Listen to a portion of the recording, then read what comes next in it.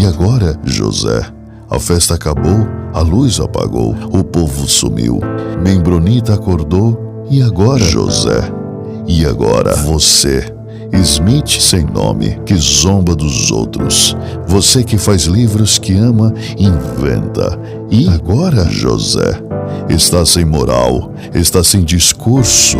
A noite esfriou, o dia não veio, Cristo não veio utopia e tudo acabou. Missouri acabou e tudo mofou. E agora, José?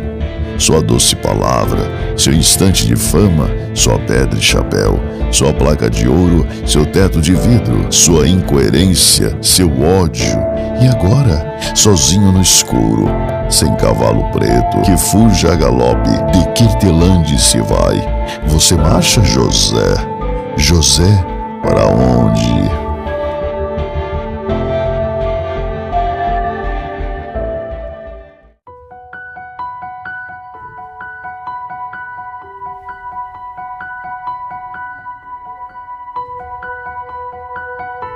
Saudações, membronitas! Eu sou o Ozzy e esse é o Membro Pod, seu canal de podcast de estudo da história da Igreja de Jesus Cristo dos Santos dos Últimos Dias. Hoje a gente vai falar sobre o 16º presidente da Igreja de Jesus Cristo, Thomas S. Monson.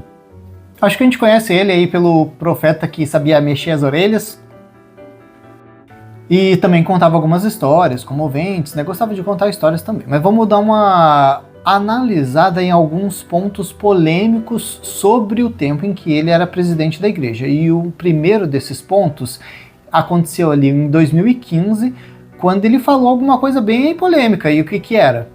Era a política de exclusão ali de novembro de 2015. Esse aí, na verdade, foi o ponto mais baixo do tempo em que ele foi presidente da igreja. O que aconteceu? Basicamente, ele disse que os filhos de homossexuais, né, casais homossexuais, não poderiam se batizar na igreja. Então tem um manual da igreja que não tem acesso a todos os membros. E o que a igreja fez? Então o Thomas S. Monson chegou lá e alterou algumas informações desse manual sem falar para todo mundo. Só que o pessoal descobriu. E essas alterações foi de que, primeiro, casais homossexuais são apóstatas, né? Então já estão aí em pecado, e que os filhos deles não poderiam se batizar. Então isso aí não foi uma revelação, como sempre acontece, né? Chega lá, outubro ou abril, conferência geral, o profeta chega no púlpito e diz, olha, uma nova revelação aqui vinda de Deus. Não, isso foi uma revelação que foi inserida secretamente nos manuais, é complicado. E quando o pessoal descobriu, ficou sabendo, espalhou, obviamente, foi bem ruim para ele, o que causou uma evasão bem grande aí de membros da igreja, né? Isso aí foi devido a essa alteração que o Monson fez.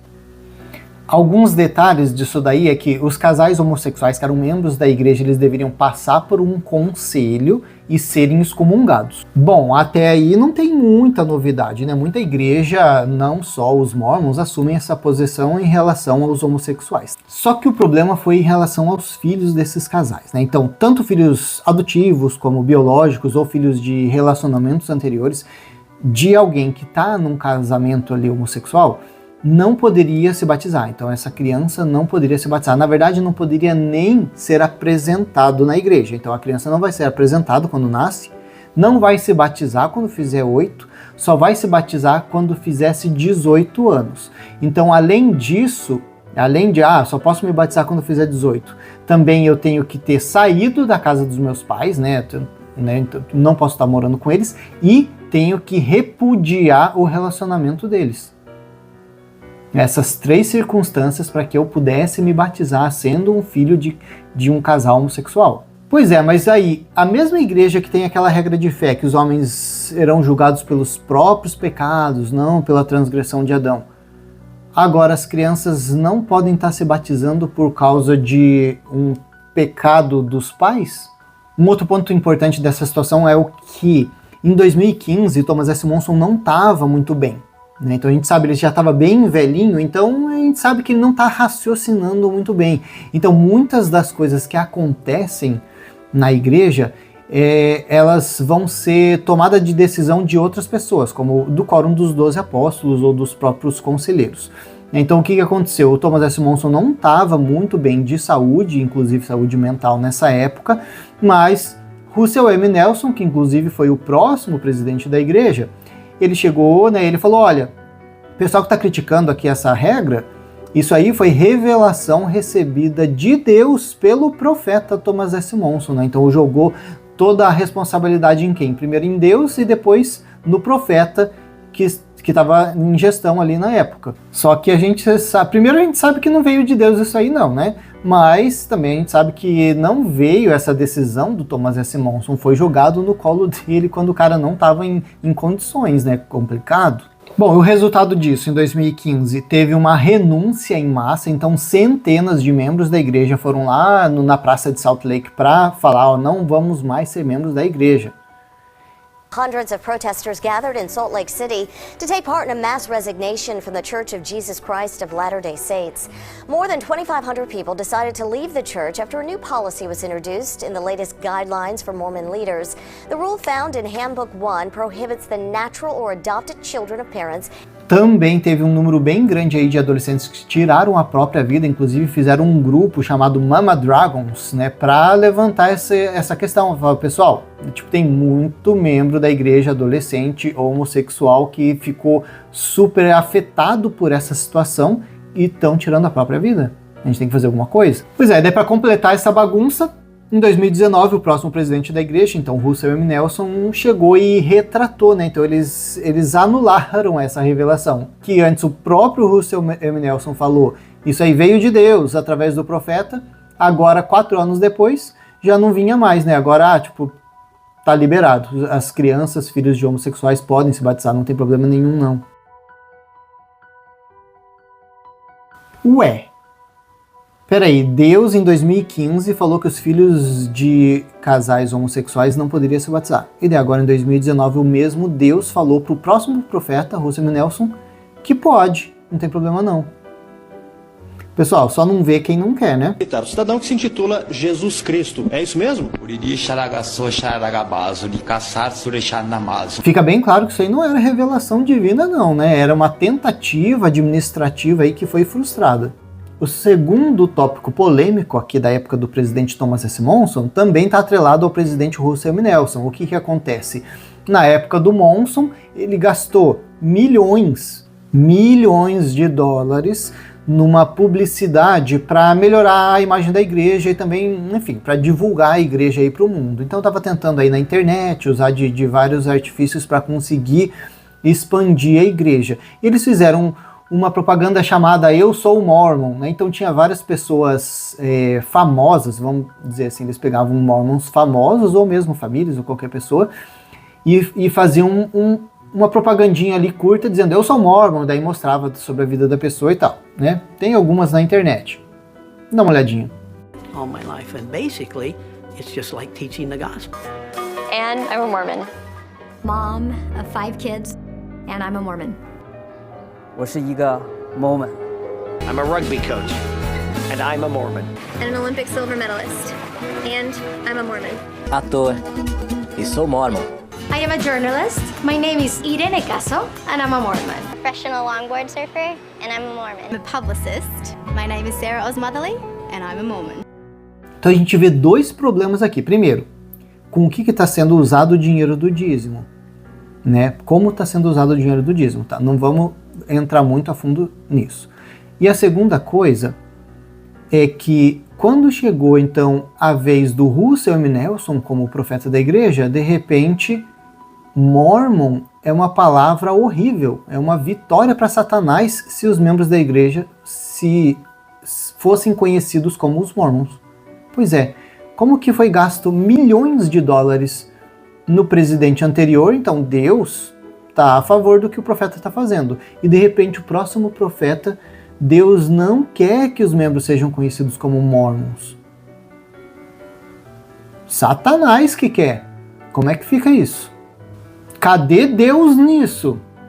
Esses profetas aí estão muito confusos, estão muito confusos. Pois é, não foram só propagandas, teve um filme, né, um filme que eles patrocinaram chamado Meet the Mormons, né, Conheçam os Mormons, né, eles poderiam colocar Conheçam os membros da Igreja de Jesus Cristo dos Santos dos Últimos Dias.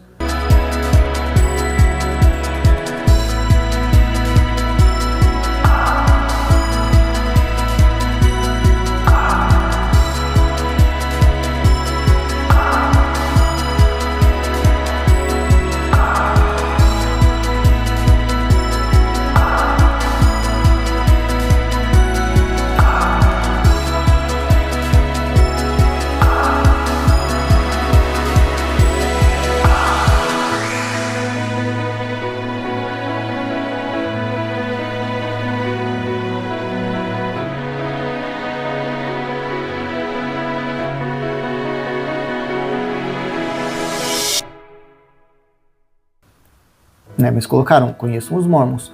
Outra coisa também, eles fizeram propagandas na Times Square, né? Um telão ali na Times Square mostrando sobre os Mormons, uma propaganda.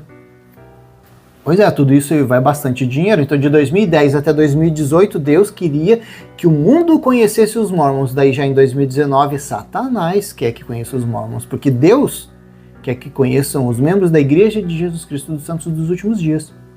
O Russell M. Nelson, além dele dizer que era uma vitória para Satanás os membros da igreja serem chamados de Mormons, também Deus se ofendia com esse apelido. Pois é, então isso quer dizer que Thomas S. Monson gastou milhões do dízimo dos membros fazendo uma propaganda para ofender Deus? É complicado, né? Vamos pensar um pouquinho sobre isso. Terceiro ponto polêmico aqui na época do Thomas S. Monson foi o shopping. Pois é, eles abriram um shopping ali em Salt Lake chamado City Creek Center. Esse shopping, ele, olha só, foi gasto 2 bilhões de dólares. Pois é, não é 2 milhões, é 2 bilhões de dólares. Isso é muito dinheiro. O que dá para fazer com 2 bilhões de dólares? Beleza, a igreja tá investindo o dinheiro dos membros para reverter em juros ou em qualquer coisa, dar emprego ou qualquer coisa, sei lá. Olha, com 2 bilhões dá para fazer muita coisa que não seja um shopping na cidade dos Mormons, que é Salt Lake.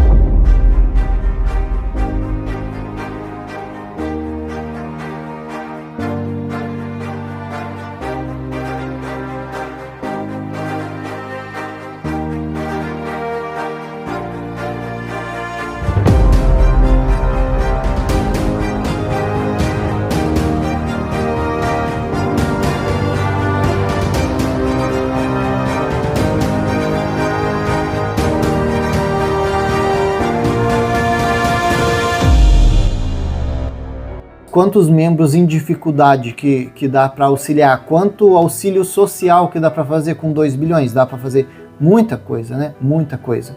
Dá para criar emprego na África, dá para fazer muita coisa. Não um shopping de 2 bilhões de dólares em Salt Lake City. Quarto ponto polêmico aí na época de Thomas S. Monson foi o processo de Tom Phillips. O que acontece? Em 2014, Thomas S. Monson foi chamado pelo Tribunal de Justiça do Reino Unido para responder por fraude teológica. Pois é, um cara chamado Tom Phillips, ele alegou que a igreja estava recolhendo dízimo em cima de uma história falsa. Pois é, para quem tem dúvida sobre a história da Igreja Sud, é só assistir todos os nossos episódios aqui e vai ver que está bem claro que o que aconteceu na história da restauração da igreja é uma grande mentira, está muito comprovado. E esse Tom Phillips, ele falou, cara, estão recolhendo dízimo. Ele era um membro da igreja, era um membro fiel, tudo certinho, liderança e tal, só que daí, quando ele descobriu a história da igreja, exatamente como muitos membros da igreja, de repente descobriu que a história da igreja não é aquilo, que foi uma grande mentira, óbvio, né? O cara se sente assim, fala, cara, é sério.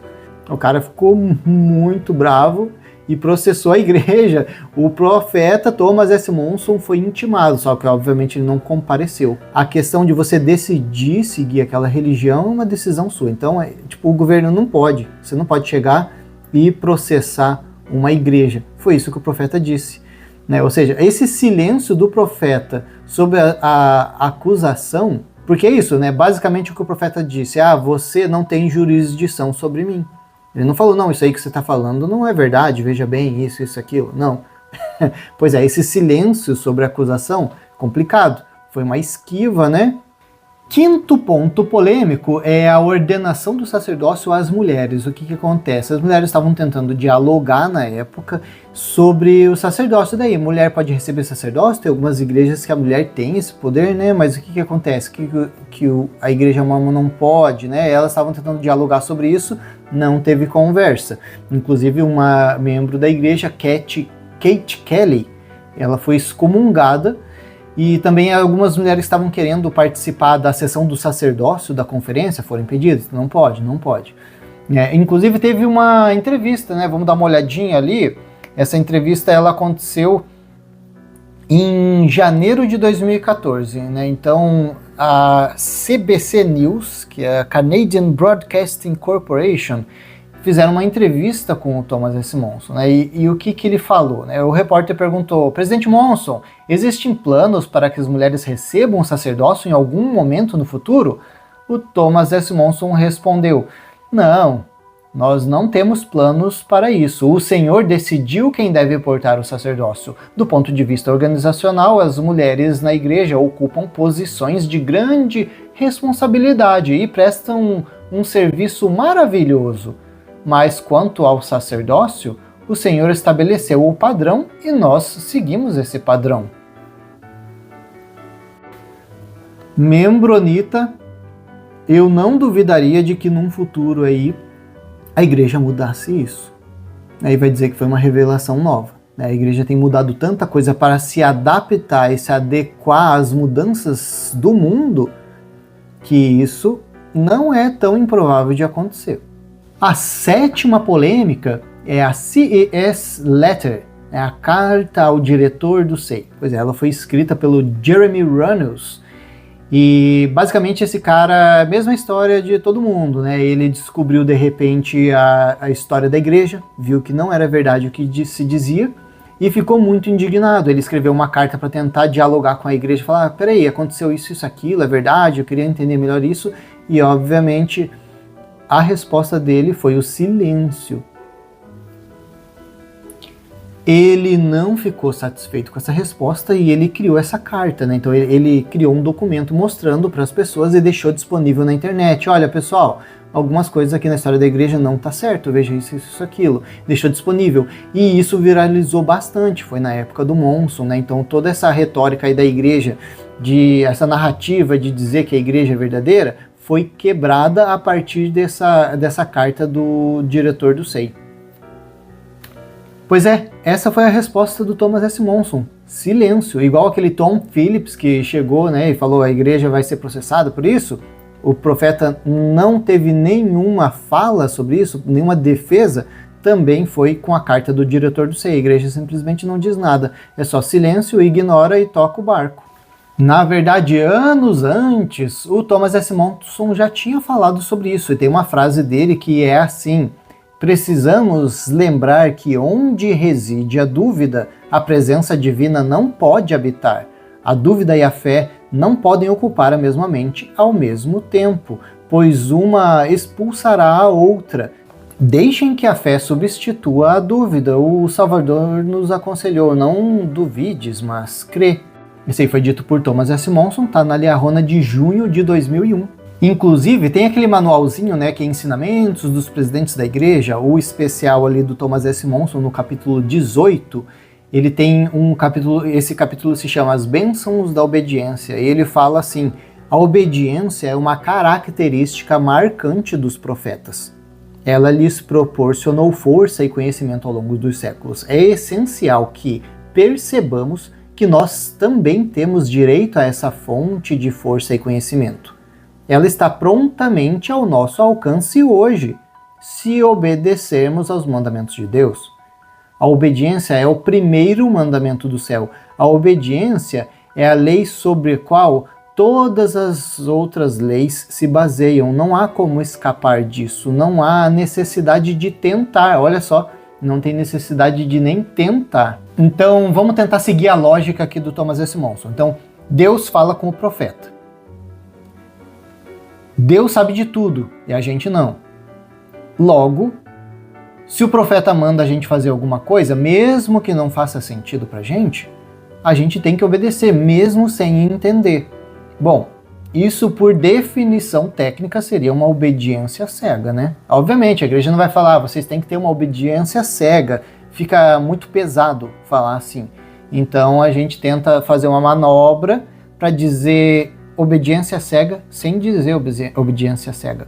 Outra polêmica que aconteceu na época do Thomas S. Monson foi aquele escândalo do Joseph Bishop. Pois é, ele era presidente do CTM, cometeu alguns abusos e foi jogado por baixo dos panos, né? Ele não foi levado a sério, né? Esse assunto não foi levado a sério pela liderança da igreja, que sabia do que aconteceu.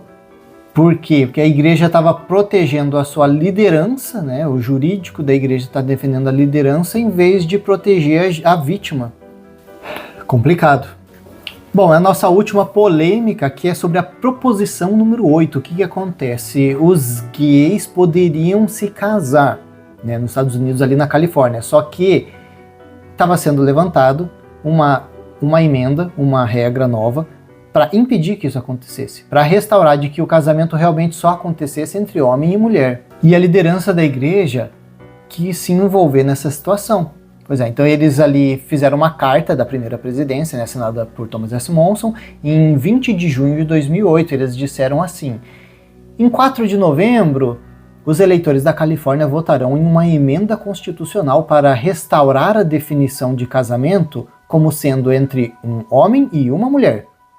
A igreja acredita que o casamento entre um homem e uma mulher é ordenado por Deus e fundamental para o seu plano e para o destino eterno dos seus filhos.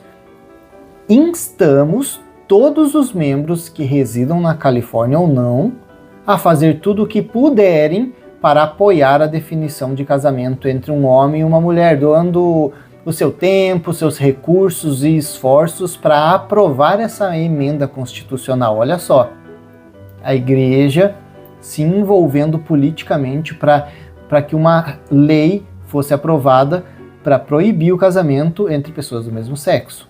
Bom, essas aqui são as polêmicas na época em que Thomas S. Monson presidiu a Igreja Sud. Vamos dar uma olhadinha agora em alguns vídeos que eu consegui encontrar, lembrando que eu faço a tradução usando um site de inteligência artificial.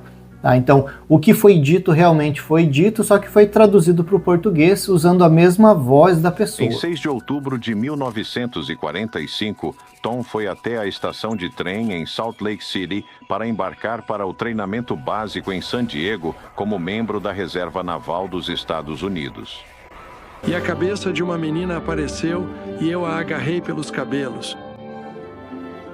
Ela devia ter uns 14 anos, eu acho, e a puxei para o meu colo naquela câmara de ar.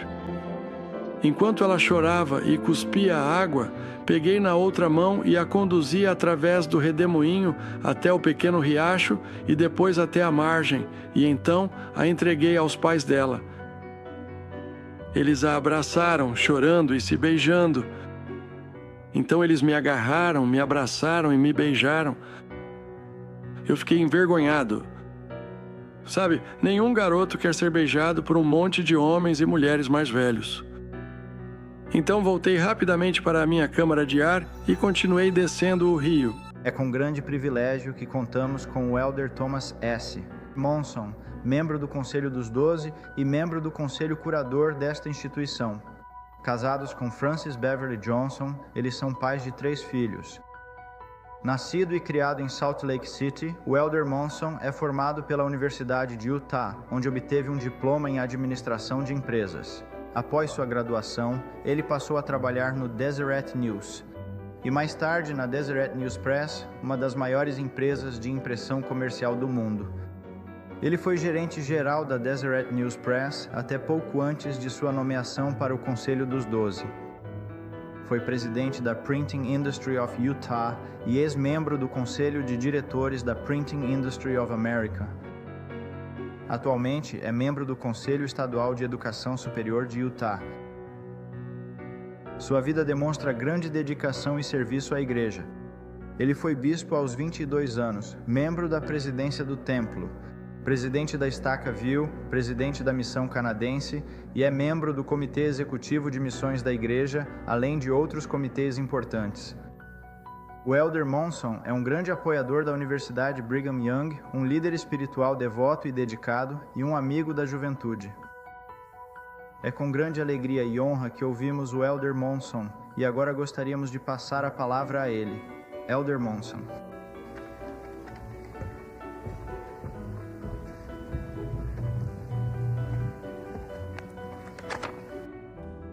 Meus irmãos e irmãs, à minha frente, ao meu lado e atrás de mim, sou grato por ter a oportunidade de estar com vocês nesta noite de sábado. É uma grande honra, meus jovens irmãos e irmãs, ter a oportunidade de estar no Marriott Center esta noite.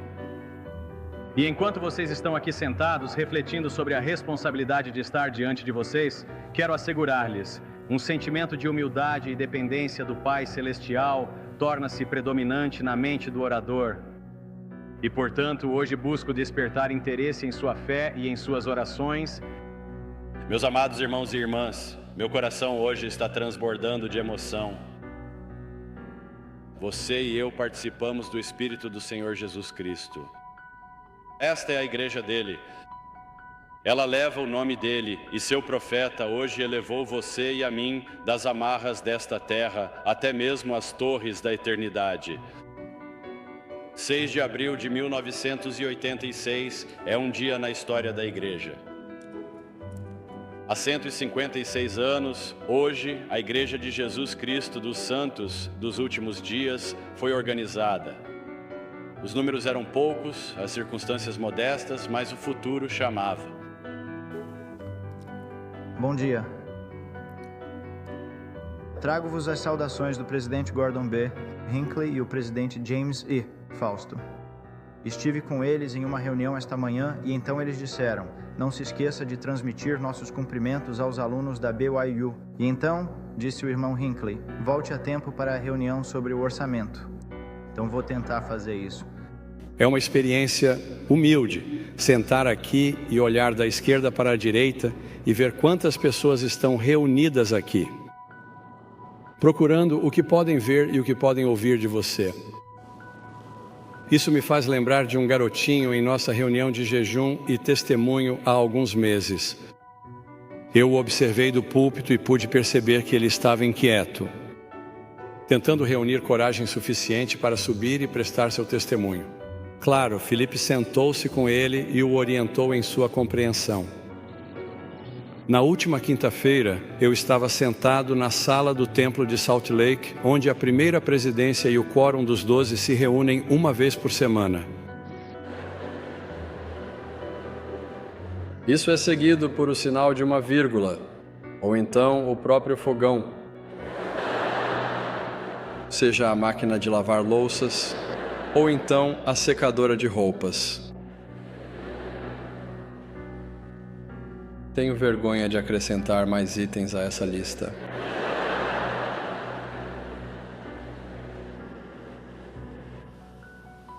No momento em que fui oficialmente nomeado para o cargo de presidente da igreja,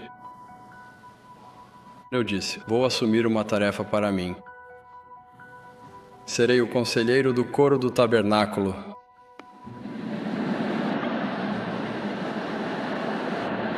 Tenho muito orgulho do meu coro.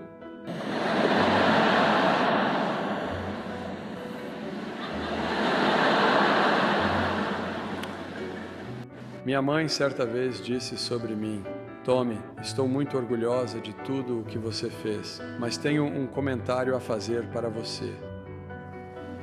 Você deveria ter continuado com o piano. No primeiro dia em que vi Frances, soube que tinha encontrado a pessoa certa. Fui até a casa dela para visitá-la.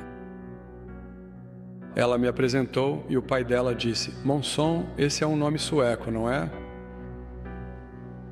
Eu disse: sim. Ele disse: bom. Então ele entrou e trouxe de dentro de uma cômoda uma foto de 2 missionários com suas cartolas e seus exemplares do livro de Mormon.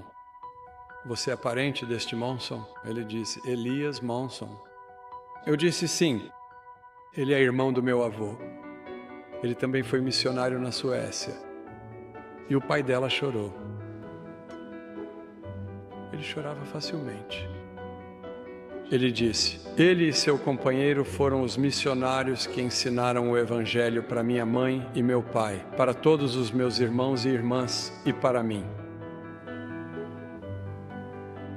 E então ele me beijou na bochecha. E então a mãe dela chorou, e ela me beijou na outra bochecha. E então eu procurei pela Frances.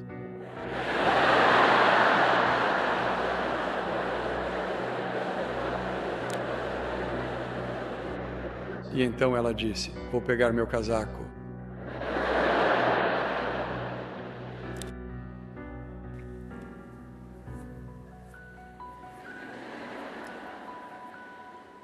Uma vez eu estava em uma reunião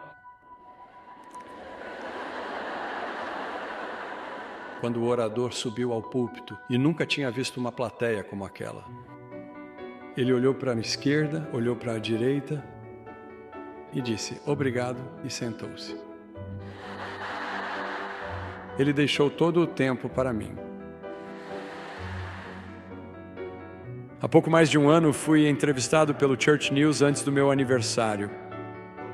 O repórter perguntou qual seria o presente ideal que os membros do mundo todo poderiam me dar. Respondi, encontre alguém que esteja passando por dificuldades, doente ou solitário e faça algo por essa pessoa. Fiquei emocionado quando neste ano, no meu aniversário, recebi centenas de cartões e cartas de membros da igreja de todo o mundo me contando como haviam realizado esse desejo de aniversário. Uma primária muito criativa enviou um grande pote contendo centenas do que eles chamaram de warm fuzzies.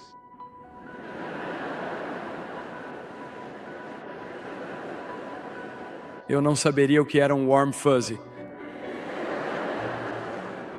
Lembrei-me de uma experiência que tive há alguns anos enquanto participava de uma conferência de estaca.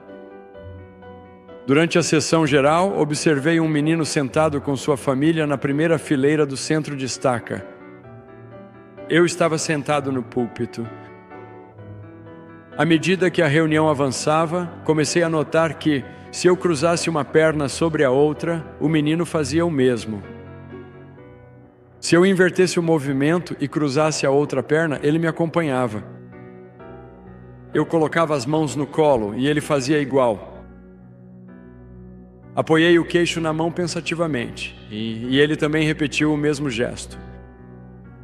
Tudo o que eu fazia, ele imitava minhas ações. Isso continuou até que se aproximou o momento de eu me dirigir à congregação. Decidi colocá-lo à prova. Eu olhei fixamente diretamente para ele, com a absoluta certeza de que tinha sua total atenção. E então comecei a mexer as minhas orelhas.